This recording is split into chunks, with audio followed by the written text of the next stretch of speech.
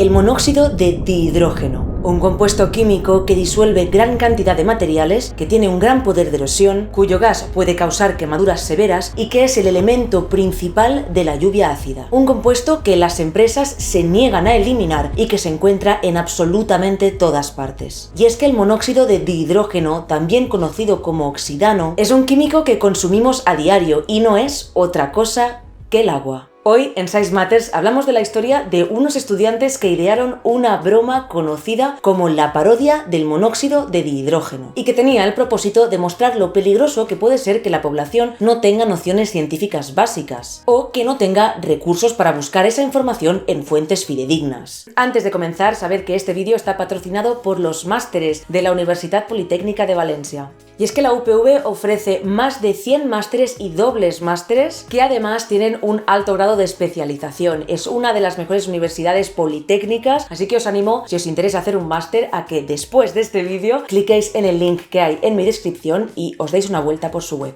Estos másteres están especializados sobre todo en arquitectura e ingeniería, pero veréis que también se abarca el resto de ámbitos STEM. Hoy hablamos de cómo unos estudiantes ganaron notoriedad e incluso recogieron firmas para prohibir el agua, sin la necesidad además de decir una sola mentira.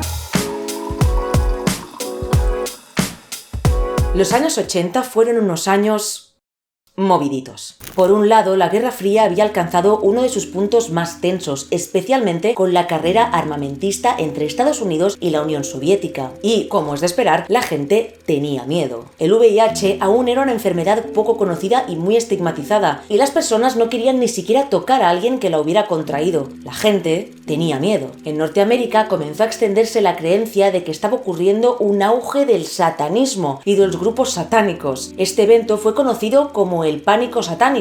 La gente tenía miedo. Hubo varios desastres medioambientales como los que acontecieron en Chernóbil o Bhopal, que fueron muy peligrosos y mortales tanto para las personas como para el medio. La gente tenía miedo. Los 60 y los 70 habían dejado una larga lista de cultos y conspiraciones tras de sí, y la Iglesia de la Cienciología, las conspiraciones sobre los reptilianos o Illuminati, o sobre el fin del mundo por culpa del cometa Halley, seguían en auge. Muchas de las conspiraciones o alarmas legítimas que se proponían tenían la capacidad de convencer a gran cantidad de personas precisamente porque la gente tenía miedo.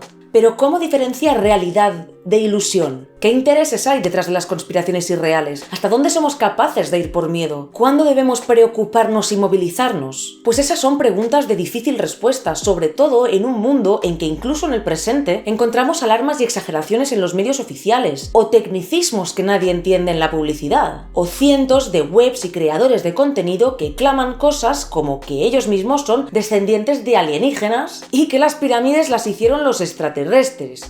Que parece imposible imaginar que las hicieron, no sé, ¿los egipcios? Pero sí hay una pregunta que se puede intentar responder con un pequeño experimento. Con el vocabulario adecuado, ¿cuán crédulos somos? Con esta pregunta en mente, se comenzaron a popularizar entre estudiantes de química, presumiblemente de la Universidad de Santa Cruz, California, nombres químicos del agua. Nombres que en realidad siguen las pautas de la nomenclatura química. Monóxido de dihidrógeno significa que tenemos un compuesto cuya molécula está formada por un átomo de oxígeno y dos de hidrógeno. Hidróxido de hidrógeno significa que tenemos un grupo OH-, que es un grupo hidróxido, combinado con un catión hidrógeno, H+. Ácido hidroxílico significa que tenemos algo que libera protones combinado con un grupo hidróxido. Y luego tenemos la forma recomendada por la IUPAC, que es la organización que dicta las normas de nomenclatura, que es oxidano. En realidad, dentro y fuera del mundo científico nos referimos a esta maravillosa molécula como agua. Pero resulta gracioso utilizar nombres químicos. Además, la palabra monóxido ya era muy popular y tenía connotaciones negativas, aunque la gente no supiera exactamente lo que significa monóxido, un oxígeno. Aunque es muy difícil decir quién fue la primera persona que comenzó a llamar de estas maneras al agua, sí que hubo algunos eventos que catapultaron esta broma. En 1983, un diario de Michigan, el Durand Express, publicó por primera vez esta parodia de manera escrita. Y es que para el día de April Fools, el 1 de abril de 1983, este diario reportó que el monóxido de dihidrógeno se había encontrado en las cañerías de toda la ciudad y que podía producir vapores que quemaban. En 1990, 3 estudiantes de química de la Universidad de Santa Cruz, California, Eric Lechner, Lars Nordqvist Cohen y Matthew Kaufman comenzaron a construir un sitio web en que se autoproclamaban la coalición contra el monóxido de dihidrógeno. Y una versión revisada por Craig Jackson, que ganó gran popularidad en Internet, fue publicada además en la revista de ciencia ficción Analog Science Fiction and Fact en 1994. Fue en 1997 en que un chaval de 14 años, Nathan Zoner, hizo una presentación a favor de prohibir el monóxido de dihidrógeno para su proyecto de ciencias. Un proyecto al que llamó ¿Cuán crédulos somos?, que es precisamente la pregunta que nos hemos hecho al principio. Con una simple presentación sin mentiras sobre el agua, Zoner logró convencer a más del 95% de su clase de que había que prohibir este compuesto. Algunas personas hoy en día utilizan la palabra zonerismo en honor a Nathan Zoner para describir el acto de utilizar un hecho verdadero para llevar a un público científica y matemáticamente ignorante a una conclusión falsa. Pero la cosa no quedó aquí, y es que esta parodia se ha utilizado muchísimas más veces para demostrar la importancia que tiene tener una base científica o por lo menos recursos a la hora de buscar información. No puede todo el mundo saber de todo, evidentemente. En 2001, Sue Kedgley, del Partido Verde de Nueva Zelanda, demostró su apoyo a una petición para prohibir este compuesto. Evidentemente fue altamente criticada por la oposición, el Partido Nacional, que caerían en la misma broma 6 años después. En 2002, Neil Burtz mencionó la broma en la radio solo para que un programa de televisión emitiera una sección reportando el escándalo sin entender y ni siquiera revisar de qué iba lo del monóxido de dihidrógeno. Y como estos casos hay unos cuantos más, así que si os interesa os dejaré algunos links en la descripción. Todo esto, estos casos de zonerismo, fueron posibles gracias al uso de vocabulario técnico y a la relación que tenemos con él. Palabras como químico, monóxido o incluso hidrógeno y oxígeno son palabras que tienen un significado concreto y que no tienen implicaciones positivas ni negativas, solamente descriptivas, pero a las que se suele tener miedo por el contexto en el que se utilizan. Veamos el tipo de tecnicismos y descripciones que hicieron posible la parodia del monóxido de dihidrógeno. La web de los estudiantes de la Universidad de Santa Cruz, los de la coalición para prohibir el monóxido de dihidrógeno, decía lo siguiente. Por un lado, enumeraba algunos hechos sobre este compuesto. 1. También conocido como ácido hidroxilo, es el componente principal de la lluvia ácida. 2. Contribuye al efecto invernadero. 3. Puede causar quemaduras graves. 4. Contribuye a la erosión de nuestro paisaje natural. 5. Acelera la corrosión y oxidación de muchos metales. 6. Puede causar fallas eléctricas y la disminución de la efectividad de los frenos del automóvil. Y 7. Se ha encontrado en tumores extirpados de pacientes con cáncer terminal. Por otro lado, el panfleto comentaba que se utiliza comúnmente para las siguientes cosas. 1. Como disolvente y refrigerante industrial. 2. En centrales nucleares. 3.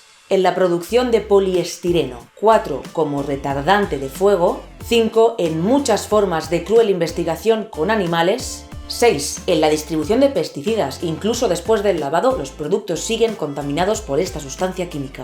Y 7. Como aditivo en determinadas comidas basura y otros productos alimenticios. Nada de lo que hay aquí escrito en este panfleto es mentira, y no necesita serlo. Y es que es fácil convencer a las personas de algo si sabemos a qué tienen miedo, o por lo menos cuáles son sus intereses. Cuando vemos el nombre técnico de este compuesto al lado de términos como lluvia ácida, cáncer terminal, centrales nucleares, pesticidas y comida, nos preocupamos porque tememos por nuestra salud, aunque estas cosas no tengan ninguna relación de causalidad. Es parecido a cuando leemos un bote de champú que pone de todo menos champú. Esto lo digo completamente en serio. Siempre que voy al súper tengo que estar 5 minutos mirando los champús porque tienen cientos de palabritas como creatina, biomoléculas o sistema Ampliflex, whatever that means, ¿vale? De todo menos champú, que está ahí puesto en pequeñito. La publicidad suele utilizar estas estrategias para vendernos cosas mediante palabras atractivas, técnicas o incluso futuristas.